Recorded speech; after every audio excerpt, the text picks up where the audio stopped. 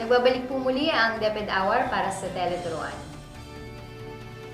Sa gabi po ito ay matutunghayan natin ang ikatlong module sa asignaturang Ingles para sa Season 3 na ihatid sa atin ni Ginang Rhea Garcia ng San Isidro Integrated School. Sa naturang module ay tatalakayin po ng ating teacher presenter ang antecedent at possessive pronouns. Tunghayan po natin ang Tele-Turuan.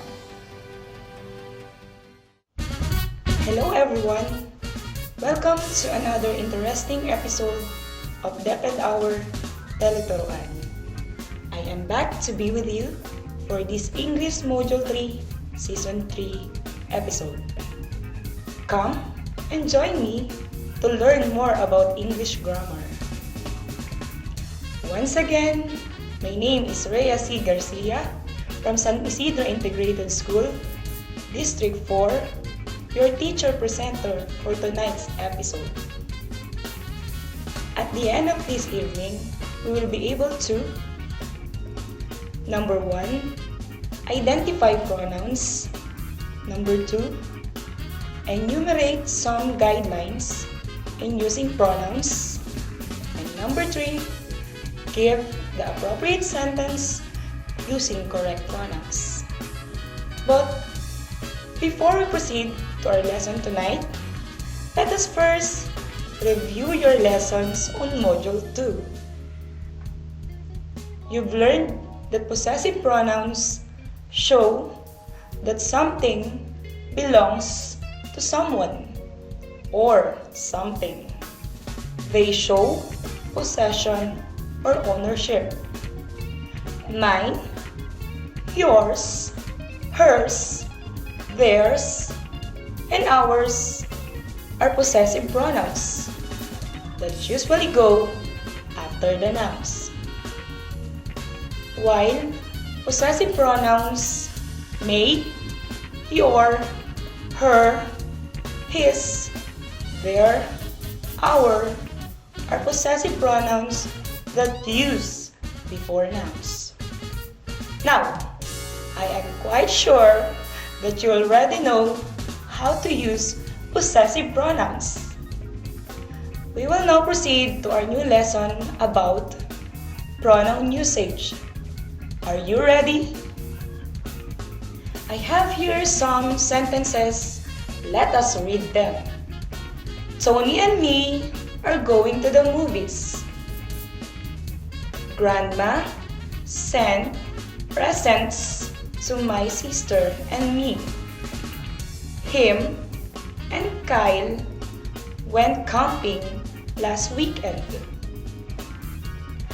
What did you observe on the sentences? Do they sound good?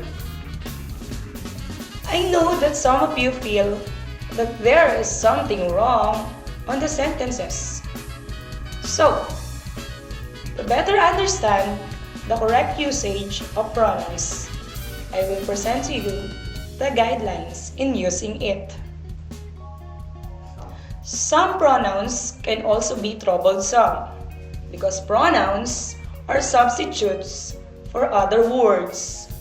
It is important that they clearly refer to the word they replace and that they properly agree with all antecedent in person, number, and gender.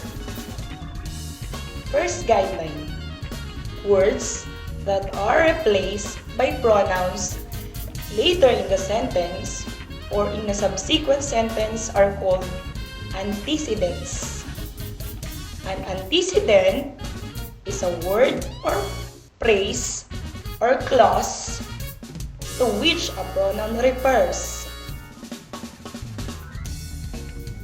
Examples: the students ate their lunch.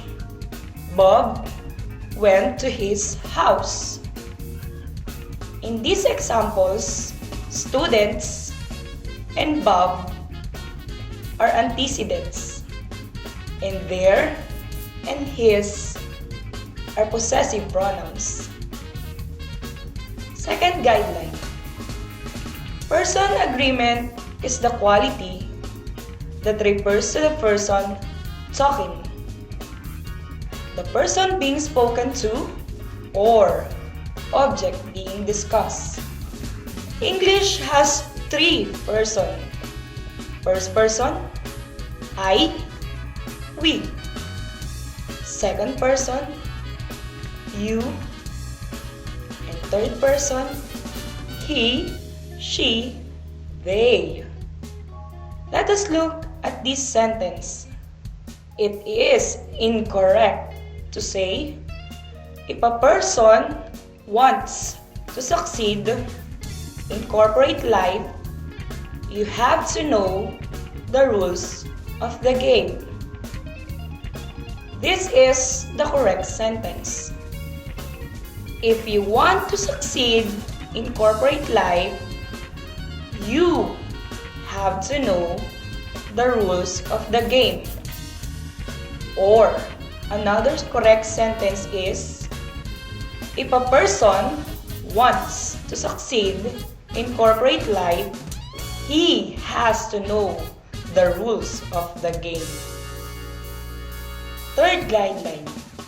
Agreement is the quality that distinguishes singular from plural pronouns. You must check to make sure that the pronoun and antecedent agree in number. Example is, did he remember to bring his permission slip? Fourth guideline. Gender agreement is the quality that distinguishes the entities as masculine or feminine. As a general rule, if the gender of the noun is not specified, the masculine gender of the pronoun is used to refer to its antecedent. Example, the president said that he would improve the lives of his constituents.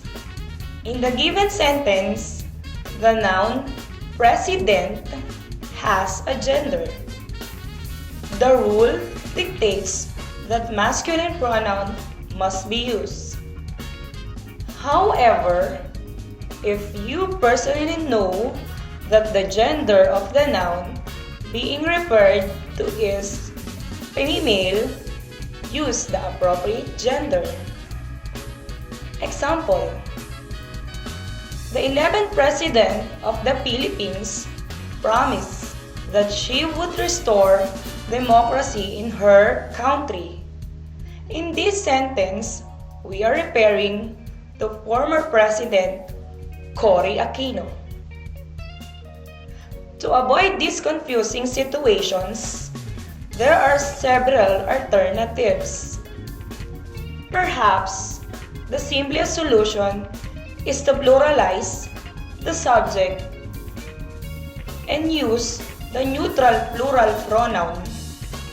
Example, all Philippine presidents promise to serve their constituents with integrity.